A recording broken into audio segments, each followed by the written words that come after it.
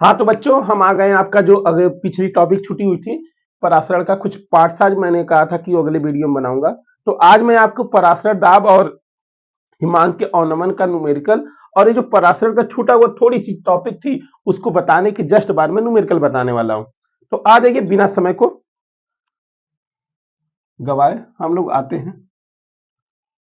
मैं अगर बात करूं कि जैसे 2 बिलियन है, 2 बिलियन है, जैसे ये पार्ट 1 है और ये पार्ट 2 है, या फिर ए और बी की बात कर लें, ये ए है और ये बी, तब जो समान जैसे अगर 2 बिलियन है, यह ए बिलियन और बी बिलियन दोनों पे समान पराशर दाब लग रहा हो, दोनों बिलियनों पे क्या लग रहा हो, समान पराशर दाब। समान का मतलब एक समान, मैं इधर भी और इधर भी दोनों तरफ समान दाब लगाऊं तो वह कहलाएगा समान दाब। मतलब कि जब 2 बिलियनों पे समान पराशर का दाब लगता है तो उसे कहते हैं सम पराशरी। क्या कहते हैं? सम पराशरी। सम पराशरी कहते हैं किसे कहते हैं? जब 2 बिलियनों पर, जब 2 बिलियन ए व बी पर समान रूप से, समान रूप से पराशर दाब, पराशर दाब लगे तब उसे सम पराशरी कहते हैं। सम पराशरी कहते हैं। ठीक है, देखिए कितना आसान है कि 2 बिलियन है, दोनों बिलियनों पे समान पराशर लग रहा है, सम पराशरी कहलाएगा। ठीक है, समझ में बात आ गई। दूसरी जो अगली टॉपिक है उसको थोड़ा समझिए, इसको मिटाते हैं।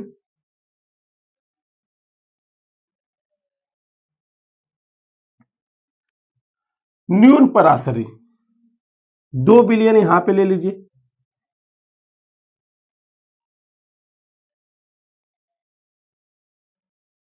2 बिलियन। अब इसमें एक में अधिक है, एक में कम। यह ए है, यह बी है।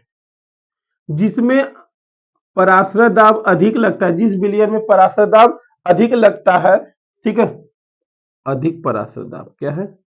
अधिक पराशर दाब, अधिक पराशर दाब, तो इसे हम क्या कहेंगे? अति पराशरी, अति पराशरी। और जिस बिलियन में कम पराशर दाब लगता है उसे क्या कहते हैं? उसे कहते हैं न्यून पराशरी। न्यून पराशरी कहने का मतलब है कि जिस बिलियन पर पराशर दाब अधिक लगता है उसे अति पराशरी कहते हैं, और जिस बिलियन पे कम पराशर दाब लगता है उसे न्यून पराशर कहते हैं। इसमें पॉइंट करके हम लिख सकते हैं, 1 और 2 पॉइंट करके, कि जिस बिलियन पर, जिस बिलियन पर, जिस बिलियन पर कम पराशर दाब लगता है, कम पराशर, कम पराशर दाब लगता है उसे न्यून पराशरी, न्यून पराशरी, न्यून पराशरी कहते हैं। ठीक है, और जो दूसरी पॉइंट है कि जिस बिलियन पे, जिस बिलियन पर अधिक पराशर दाब लगता है उसे अति पराशरी कहते हैं। देखिए बहुत ही आसान है, जैसा कि नाम वैसे ही काम। मैंने सम पराशरी मतलब समान दाब लगे, तो समपराशरी। और अति पराशरी मतलब अधिक पराशर दाब लगे, हो जाएगा अति पराशरी। न्यून पराशरी मतलब न्यून का मतलब होता है कम, थोड़ा सा, तो न्यून पराशरी मतलब जिस विलयन में समान पराशर का दाब लगता है उसे समपराशरी कहते हैं। जिस विलयन में कम पराशर दाब लगता है उसे न्यून पराशरी कहते हैं, और जिस विलयन में अधिक पराशर दाब लगता है उसे अति पराशरी कहते हैं। ठीक है, ये तीनों पॉइंट किसकी थी? यह तीनों के तीनों पॉइंट था पराशर दाब से रिलेटेड था। यह तीनों पॉइंट हमारा क्या हुआ? समाप्त हुआ। अब हम न्यूमेरिकल की तरफ चलते हैं। ठीक है, हाँ तो बच्चों ये न्यूमेरिकल आपके सामने। 1 ग्राम अनपघट्य को 500 ग्राम बेंजीन में मिलाने पर हिमांक का औनमन 0.40 केल्विन प्राप्त होता है। विलेय का अणुभार ज्ञात करो। क्वेश्चन साफ साफ कह रहा है कि विलेय का अणुभार निकालना है, यानी MA निकालना है। दिया जो है वो हमें लिख लेना है, क्या क्या दिया है, क्या क्या निकालना है, सब लिख देने के बाद ही क्वेश्चन सॉल्व करने में आसानी होती है। 1 ग्राम अनपघट्य मतलब कोई ऐसा पदार्थ है जो 1 ग्राम है, यानी WA है। जो विलेय की बात कर रहा है, विलेय की जो बात कर रहा है, WA जो कर रहा है वह क्या है? WA 1 ग्राम है। अब इसी का MA नहीं पता है, यही पता करना है उसको। और जो विलायक है, विलायक जो B है वो क्या है?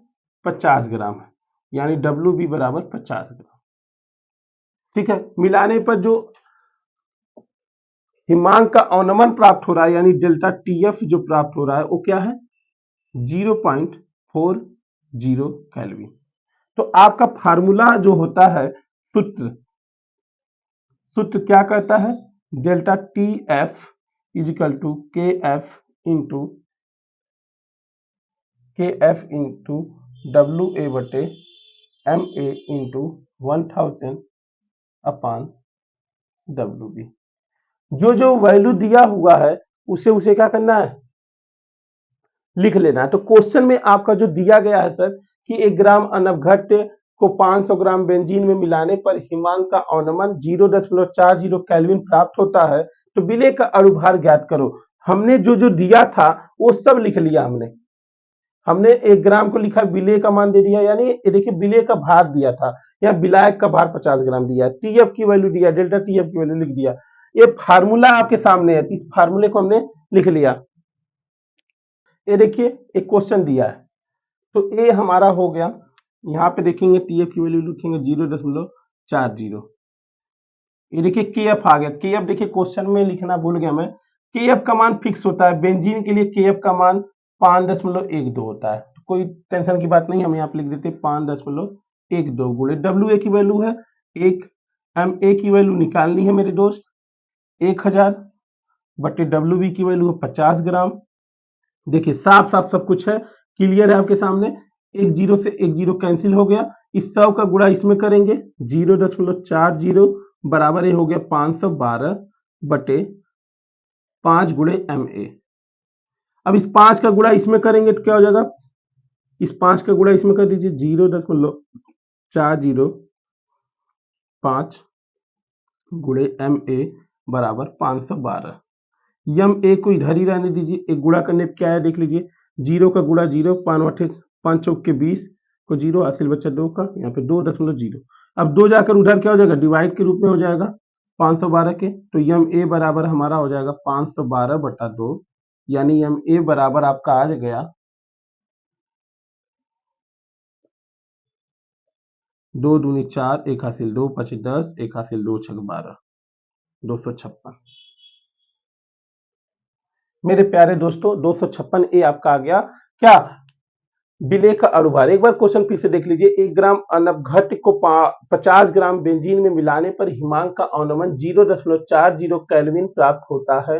विलेय का अणुभार ज्ञात करिए, जबकि KF बराबर 5.12 क्वेश्चन में दिया रहता है। तो विलेय आपका 1 ग्राम था, इसका अणुभार दिया था, परमाणु भार नहीं पता, सॉरी इसका भार दिया था, अणुभार नहीं पता था। भार 1 ग्राम हो गया, इसी को निकालना हमें अणुभार को कि MA क्या होगा। फिर विलायक का दिया हुआ है कि 50 ग्राम बेंजीन में मिला, जिसमें मिलाया जाता है उसी का KF देखा जाता है। अगर जल में मिलाया जाता है तो जल का KF देखा जाता है। तो यहाँ पे विलायक का भार दिया है, WB बराबर 50 ग्राम। TF बराबर आपका क्वेश्चन में दिया गया, क्वेश्चन की हिमांक का जो होता है 0.40 केल्विन हो जाता है, ये वैल्यू दिया है। यहाँ पे सूत्र होता है आपका डेल्टा TF बराबर KF इंटू WA अपन MA इंटू 1000 अपन WB। ये डेल्टा TF की वैल्यू है 0.40 बराबर 5.12 गुणे 1/MA इंटू 1000/50। हमने वैल्यू रख दिया, एक जीरो से जीरो कैंसिल किया, इस 100 का मल्टीप्लाई 5.12 में किया 512 हो गया, इस 5 का गुणा इसमें किया तो ये हो गया आपका क्या 2 हो गया, 5 का गुणा करने पे 5 चौक के 20 2.00। तो इसकी दशमलव के बाद 00 की कोई मतलब नहीं रहती क्योंकि यहाँ पे दशमलव है मेरे दोस्त।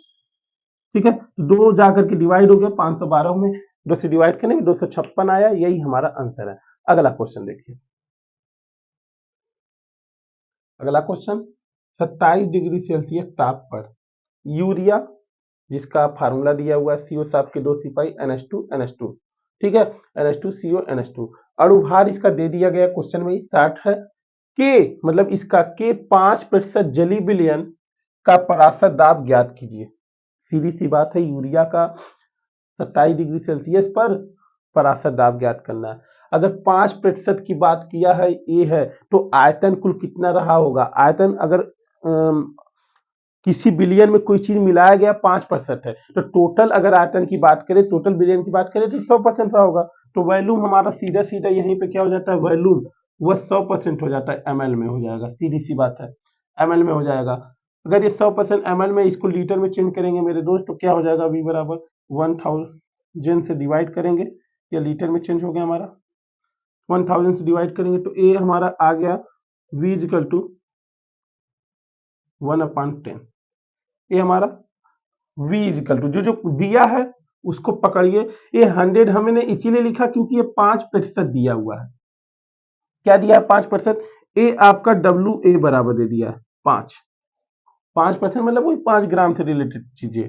ये 5, ये 27 डिग्री सेल्सियस यानी तापमान T बराबर 27 डिग्री सेल्सियस। मैंने बताया था ना, डिग्री सेल्सियस में अगर हम 273 ऐड कर देंगे तो हमारा जो आंसर आएगा वो हो जाएगा केल्विन में। ठीक है, केल्विन में। और क्या दिया है, और R की वैल्यू दे दिया है। अणुभार यानी MA बराबर आपका क्या होता है, दे दिया है 60। तो परासर दाब का जो फार्मूला है मेरे दोस्त, PV इक्वल टू NTR वाला, PV इक्वल टू NTR, तो N की जगह आपको पता ही होता क्या है, WA/MA इंटू TR। P की वैल्यू निकालनी है, V की वैल्यू दिया है 1/10, WA की वैल्यू है 5, MA की वैल्यू है 60, T की वैल्यू है 300, R की वैल्यू है 0.0821। जो दिख रहा है काटने लायक कट रहा है उसे काट दीजिए। ये आप देखिए, एक जीरो से एक जीरो कैंसिल, 6×5=30, कहानी समाप्त। ठीक है, अगर अभी मत इसको काटिए क्योंकि काट देंगे जब तो थोड़ा सा ये मल्टीप्लाई करने में थोड़ा दिक्कत होगी। ये देखिए, ए जीरो इस जीरो से कट जाएगा तो कहानी यही समाप्त होगी। तो P इक्वल टू हो जाएगी 5/6 गुणे 30, 300 गुणे 0.0821। काटने में थोड़ा आसानी हो इसलिए नहीं काटा हूं। ये देखिए 6 से कटेंगे तो क्या हो जाएगा, 6×5=30 होगा, 6×5=30, 50 हो गया। तो P बराबर 5×25, 250 गुणे 0.0821। अब जो भी मल्टीप्लाई करने पे आएगा मेरे दोस्त, वह ATM में आंसर हो जाएगा। ठीक है, बहुत ही आसान है। अब देखिए फिर से 27 डिग्री सेल्सियस ताप पर यूरिया NH2CO NH2, ये फार्मूला इसका है। अणुभार 60 है कि 5% जली विलयन में, 5% मतलब कि जो भी बिलियन है मेरे दोस्त, ये पूरा बिलियन, पूरा कंटेनर पूरा भरा हुआ कितना, 100% है। अब इसमें क्या डाला गया है, 5% डाला गया है। तो मैं पूरे की अगर बात करूंगा तो हमेशा 100 ही रहेगा, तो इसीलिए V बराबर मैंने 100 ml के रूप में ले लिया। का परासर दाब ज्ञात करना है। जो दिया है देखिए, आयतन 100 ml मान करके 1000 से डिवाइड किया, लीटर में चेंज हो गया, ये मैंने मान लिया 1/10 हो गया।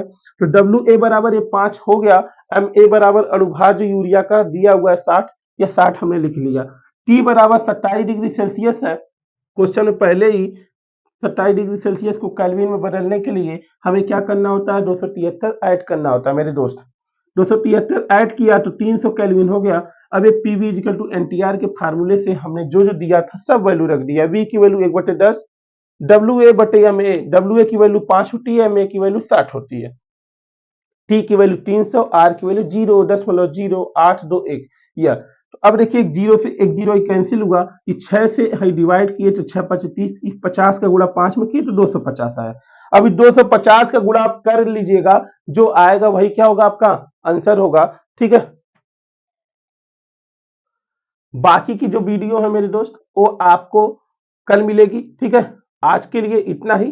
ठीक है, अगर मेरी वीडियो आपको अच्छी लग रही हो तो थोड़ा सा उसको ग्रोथ कराने के लिए आप इसको शेयर करिए, कमेंट करके जरूर बताइए कि आपको समझ में आ रहा है कि नहीं आ रहा है, और अपने दोस्त को शेयर करके यह कहिए कि वो भी शेयर करे। ठीक है, शेयर करने से थोड़ा सा सब्सक्राइबर बढ़वाएंगे तो थोड़ा सा और एनर्जी हमें मिलेगी और जोश के साथ पढ़ाएंगे। ठीक है, तो हमारे चैनल को सब्सक्राइब करिए, लाइक करिए। ठीक है, तब तक के लिए जय हिंद।